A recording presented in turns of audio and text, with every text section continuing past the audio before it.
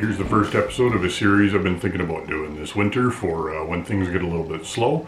So, meet your farmer. And first up is going to be my small little ranch, which is out located in the foothills north of Pincher Creek. We're one section and we purchased it in 1991. So, without further ado, here's Clemitson Ranch.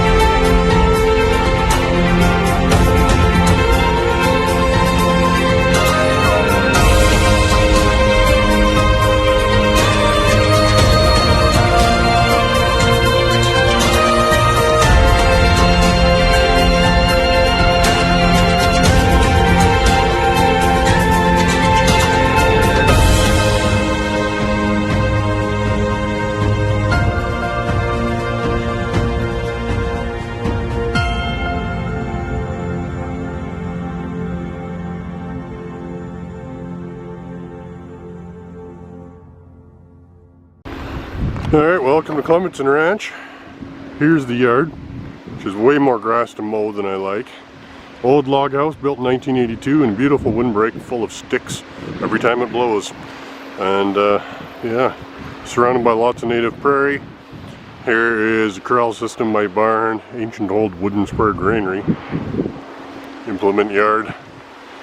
And there's my my newest tractor that I bought, actually, 1965 cockshot with post pounder hard mounted on the front. Great fun, that one.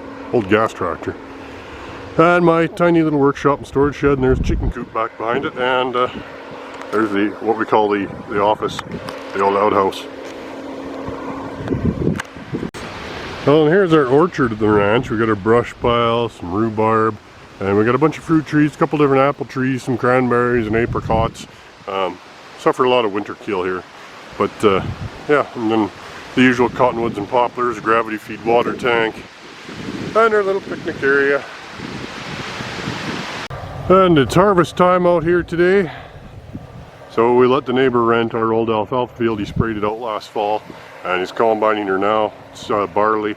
I'm not 100% sure of the variety. I think maybe Champion.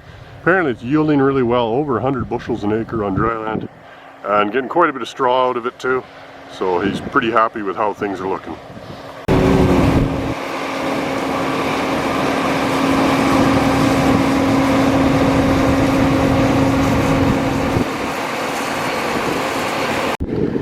Certainly nothing wrong with the view out here.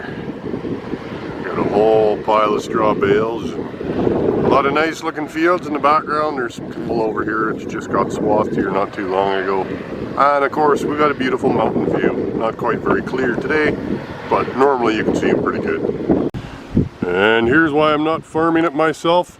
My newest tractor is a 1970s John Deere 2140, and my ever faithful 1970s John Deere 4020, which I have spent many years swathing and baling alfalfa with no AC, no radio, no fan, just open windows and lots of bees. Still purrs like a kitten. I actually bet my fire extinguisher is probably older than most of your tractors. And here you see the high-tech device I came up with to prevent the hydraulics from burning my legs when I'm swathing and wearing shorts. Alright, here's my graze land. I got 100 and some odd acres of native pasture here. A couple dugouts over there too. Here's the neighbor's place, the view to the south, lots of 100 cattle out there. Here's the old windbreak. This used to be the original homestead way back when. And against the hill over there is my sandfoin and alfalfa grass field. And here's some of our sharp-tailed grouse that are always hanging around. So we see them pretty much all year round out here. They hang out in the yard for shelter, and we try to keep their numbers supported as best we can. We put grain down for them and everything in the winter to keep them fed. There we go, just found a new dog chew toy. Lady will appreciate this. There's some of my graze land up there. These hills are pretty hard to farm. As far as I know, they've never ever been cultivated. And actually up there is the original wagon trail for how the settlers of this area used to go to Fort McLeod. It was up between these two hills here. So that's always kind of cool. There's one of my dugouts. And on the far side of that is my sandfoin hayfield. And here's a picture of sandfoins. You see what that looks like when it's in full bloom. It's very pink and very pretty.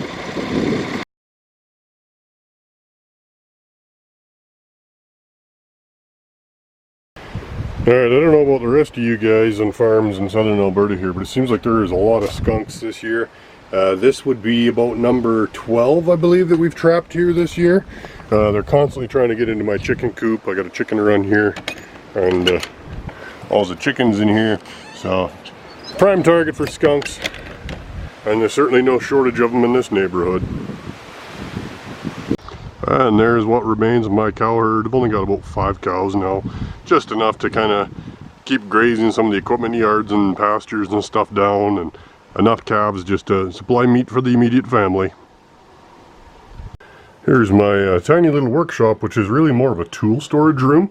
This is converted from an old wood granary. And I've built as many storage shelves as I can basically fit in here, so I have room for everything. So table saws and everything like that goes in here, but there isn't really enough room to actually work at anything in here. So pretty much everything gets pulled outside and worked on out here. And I got welding tables and my forging tables and everything over there. So here I got the forge and the anvil that I use for doing a bit of blacksmithing and knife making. So if you want to see more of that, you can follow me on Instagram as Loki's Forge. And here's the link below. Alright, so now we're time for question period. So how many generations on the farm? Well, I'm still basically first generation. I was 9 years old when we bought the place in 1991. However, my family has been ranching for many generations. I would say probably great-great-grandfathers. But that was in a different province. So, like, my mom basically grew up on a ranch in Quesnel, BC before we relocated down to the Westwold, BC area, which is down by Vernon. And from there, we sold that land and we moved to Alberta. Biggest issue for the farm, basically land size.